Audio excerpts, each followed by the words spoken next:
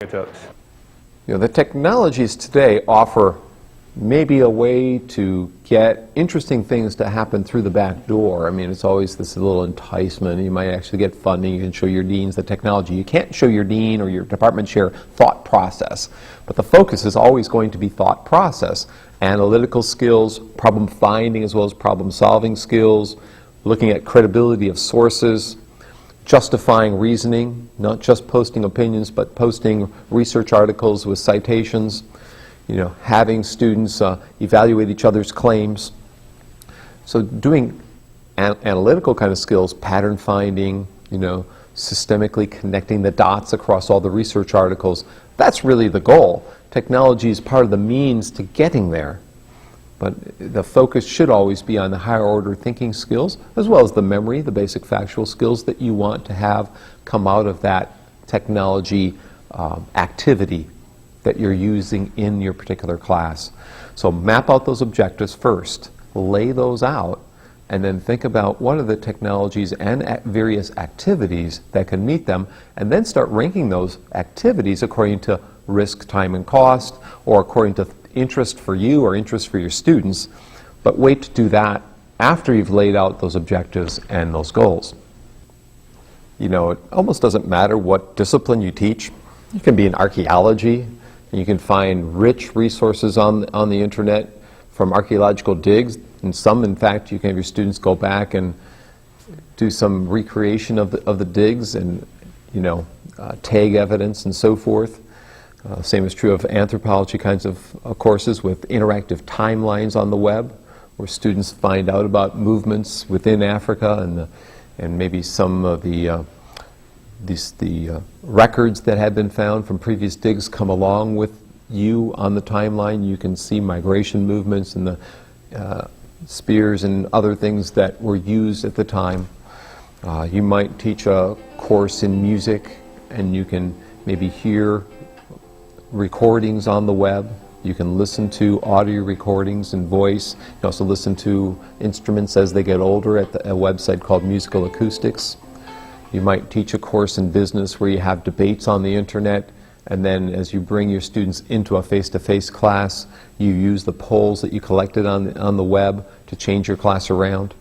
You might teach a course in economics where you have a skeleton of a syllabus that's created called just-in-time syllabus, where you change the course depending upon current economic news.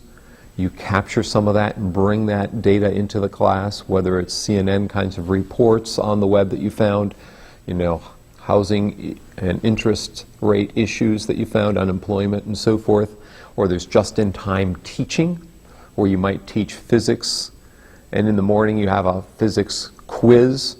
And think of this as online warm-up activities, and you actually can go to the web and look up JIIT, just-in-time teaching.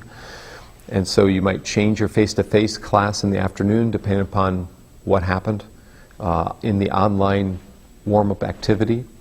You might teach any course and bring your students up to the front, one of them standing next to you in a face-to-face class where the student is interacting and accessing the web as you speak, and that student becomes your designated Google jockey who's on Google and accessing and displaying things as you show them.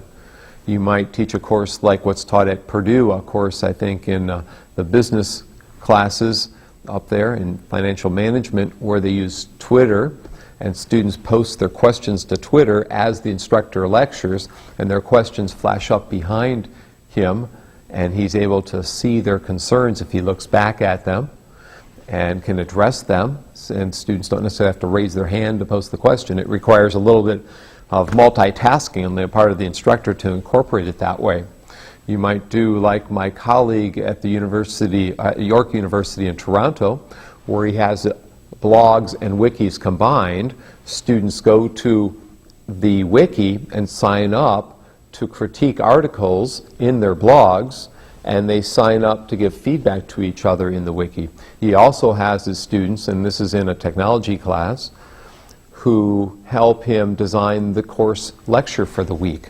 He's using the wiki as a tool or a means for students to post ideas of what they might cover for the week, again, to give students some power or some say in what might happen during the course of that week.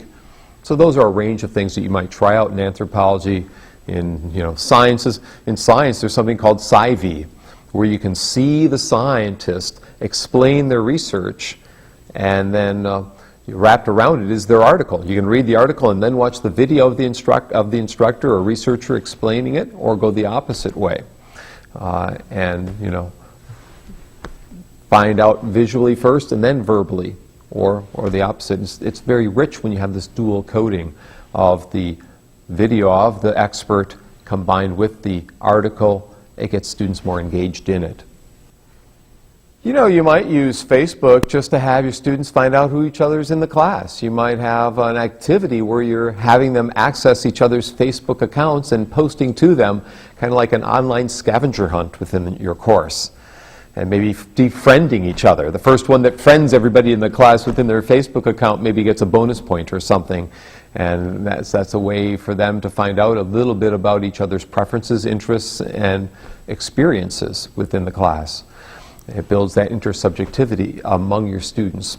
You might have an activity with Facebook or other kinds of technologies that is for the class. You might have a Facebook account for your class, not for your students, but they sign up to be a fan of, Intro to Psychology or Intro to Sociology, and you create the best website for Intro to Psychology out there. So that might be a way to embed a social networking technology in your class, and your students can link to it from their MySpace accounts if you're using MySpace, or from their Facebook if you're using Facebook, or LinkedIn, or whatever it happens to be.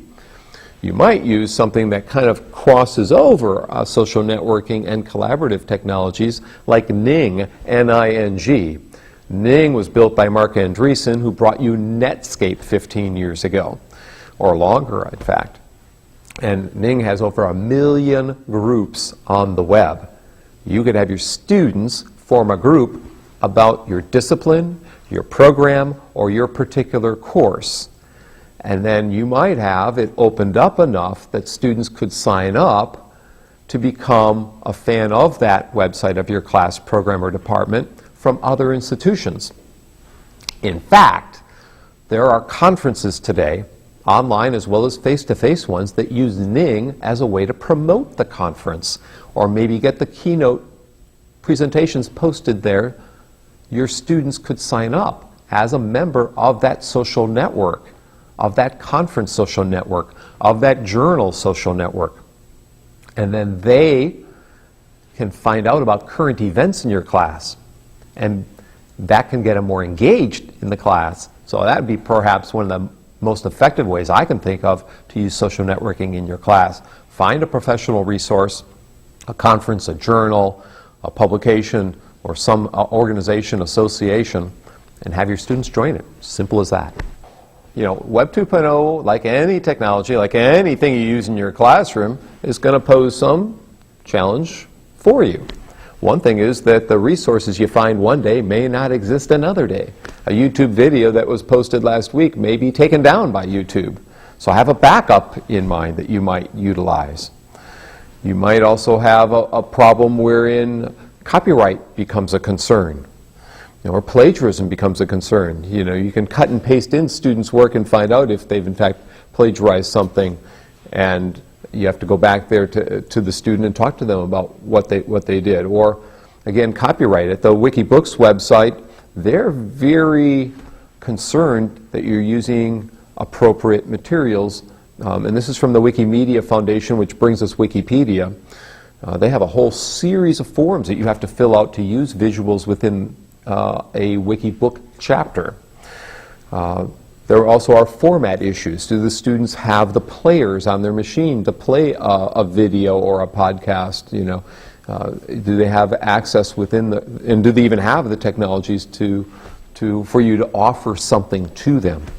And what level of sophistication do they need to have to be able to utilize that particular piece of technology within your classroom? So it's a whole series of questions you have to have in the back of your mind. But for me, the one I run into the most is that something that was there yesterday may not be there tomorrow. And so always updating your class at the end of the semester, and whatever lists you have of technologies you're using. Even hiring a student, maybe even getting them to do an extra assignment within a class to go through all the web links that you have to see if they're all still, valid. To see if there are any that have gone dead, then you take those links off. So you might have a student activity or a helper of some kind to reduce your work within that classroom, and sometimes they enjoy that assistance because they get an item on their resume that they've helped you out in that way. We all know the stories of technologies that once were free and maybe a year later it's not. Well, Web 2.0 has been around for a few years now. There's been some stability. We can see that most of the organizations that offer Web 2.0 technologies free have advertising wrapped around it, with maybe for educators have no advertising. We see that in some cases they have other technologies that they sell, but they give away a simple technology. And so that's fairly common. There's something called Jing out there which lets you do screen captures. And as you do those particular screen captures available to your students, you can be showing them kind of a tutorial. But they also sell, the same company sells Camtasia, which is a more elaborate kind of a tool. So that's how some of these get around. Now, in some cases, you can create private or password protected wikis or blog posts so that it's only accessible for your class. In some case, you might embed it within your course management system so that you have that particular activity only available for your students or those that you invite in. So if you're concerned about students' identities being revealed, keep it within the course management system. You might keep it within a password-protected site, but you also might train them or talk to your students about this notion of identity and privacy and the issues that might come up 5 years from now or 2 years from now when they interview you for a job and they've posted something up that might not be the most professional in nature. So be careful about that, or think about that when you're using these kinds of technologies of the Web 2.0. You have to be careful. You need to talk to your department chair. You also need to talk to your legal services about what's possible to do within your class. Be clear about it, and then get students' permission about using it. Thinking about